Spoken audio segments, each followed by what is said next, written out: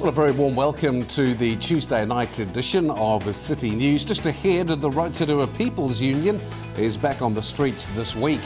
Sunday's Art in the Park, held over the weekend, produced a feast for art lovers.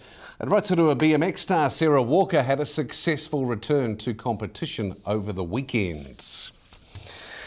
The Rotorua People's Union is back on the streets this week following the success of their Recession Buster campaign held in November. At this time of the year, there are school uniforms, school fees, school camps and school books, all hurting struggling families with additional costs. The Back to School Impact will see a team of skilled beneficiary advocates and lawyers available to all comers outside work and income in Pukewatua Street again tomorrow. Lakes DHB is gearing up with a campaign to focus on improving childhood immunisation rates as it works to prevent those severe childhood illnesses that immunisations are for. A local community paediatrician says immunisation is one of the most important medical interventions to prevent serious disease and also one of the safest.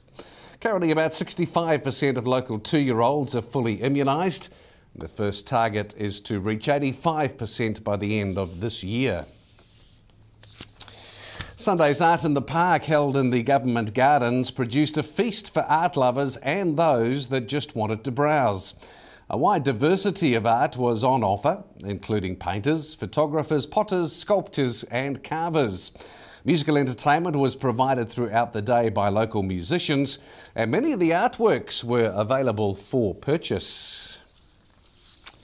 Associate Minister of Health Tariana Turia was in Rotorua yesterday, speaking at the inaugural International Indigenous Problem Gambling Symposium. In addressing the audience, Turia acknowledged there is much to be done and the momentum is evident for creating change within our communities. She says the biggest challenge ahead's not to become submerged under the turbulent waters associated with problem gambling, but to stay united and strong on the aspirations of whānau. Well, police and a judge have taken the unusual step of forcing a chronic alcoholic into rehab for her own safety and that of road users. Gladys, aged 64 and known to many, was recently arrested after being found highly intoxicated walking in front of cars driving on Old Taupo Road. Rotorua Police have this week appealed and applied to the court for her to be committed for treatment under the Alcohol and Drug Addiction Act 1946. Gladys has a string of convictions for being drunk and disorderly and pleaded guilty to a charge of disorderly behaviour when she appeared before Judge Chris Maguire in the Rotorua District Court this week. And in sport tonight, Rotorua BMX star Sarah Walker had a successful return to competition over the weekend with comfortable victories in both rounds of the UCI Oceania ranking series. Returning after a layoff after re-injuring her wrist after a crash in the final Supercross round in California, the local club rider won 5 of her 6 heats and both finals against some stern competition from across the Tasman. So well done to our very own Sarah Walker, doing well. And to our weather tonight, we are looking at just a few showers overnight with light winds, a low 17 degrees. Tomorrow we hit the middle of the week with a cloud, but a morning drizzle. It should clear away. Northeasterlies, high 23 and a low 16. And through to Thursday, a light rain with southwesterlies developing, a high 23 and a low 14.